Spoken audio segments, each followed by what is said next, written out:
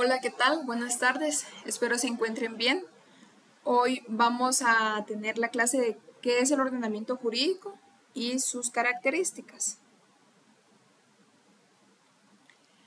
Entonces, iniciando con qué es el ordenamiento jurídico, se debe decir que este es el conjunto de normas jurídicas vigentes en un Estado, organizadas de forma sistemática y coherente, que regulan las conductas de las personas y las relaciones sociales, garantizando así el fin del Estado.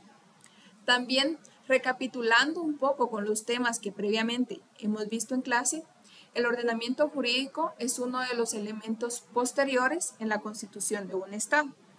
Veíamos que como elementos previos se tenía a la población y el territorio, es decir, que una vez se encontraba un grupo de personas asentada en un territorio determinado, venían elementos posteriores que eran necesarios para regular esa conducta en sociedad, y uno de ellos era el ordenamiento jurídico. Entonces es importante tenerlo presente para de alguna forma ir consolidando el conocimiento que se ha tenido durante la clase. También este ordenamiento jurídico tiene características.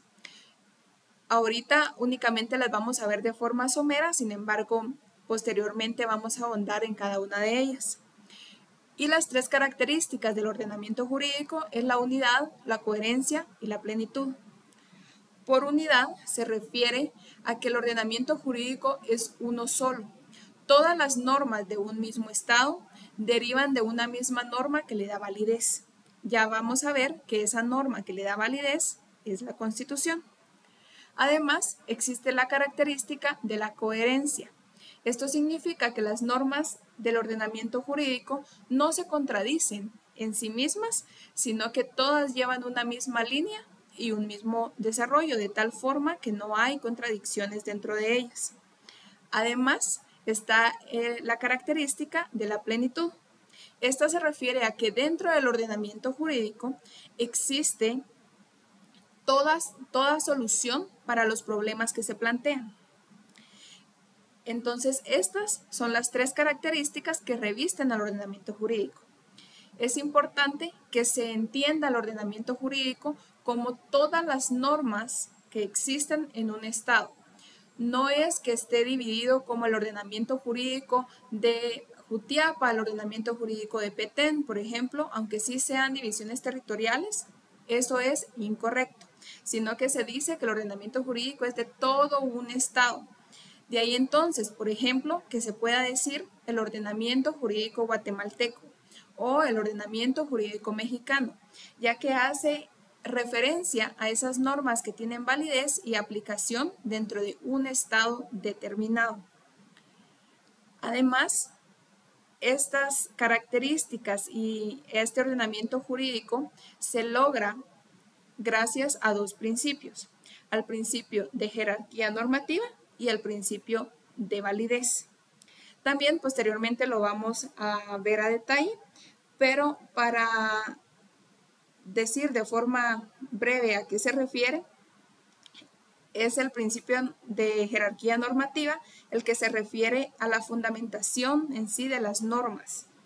Y es que las normas jurídicas se organizan por distintos niveles y estas normas hacen entonces que las normas inferiores dependan de las normas superiores, así hasta que se constituye o se realiza una pirámide. Más adelante también vamos a ver que existe la pirámide de Kelsen y es la que se le da fundamento a las normas.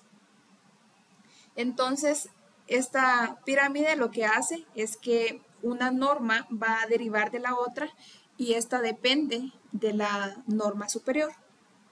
Relacionado con esto, existe entonces el principio de validez, tanto en su sentido formal como material. Y es que el principio de validez es un criterio que permite determinar si una norma pertenece de forma legítima al ordenamiento jurídico y que la población en realidad tiene ese deber de obedecer y aplicar la norma.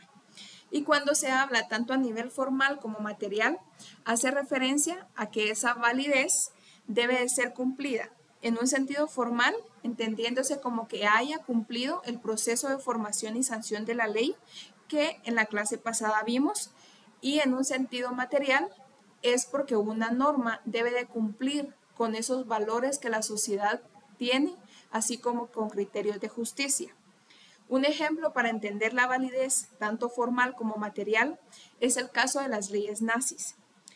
Las leyes nazis cumplían con una validez formal.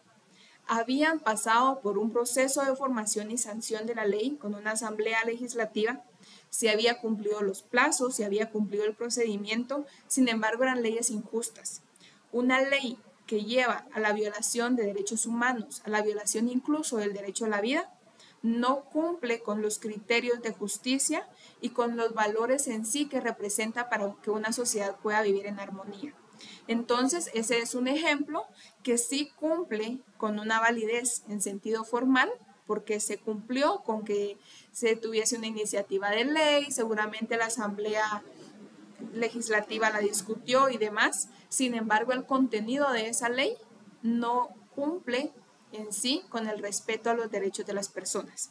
Entonces, se dice que el ordenamiento jurídico va a tener estos principios de unidad, coherencia y plenitud gracias a dos puntos importantes: a la jerarquía normativa y a su validez. Pero la validez debe ser entendida tanto en sentido formal como material.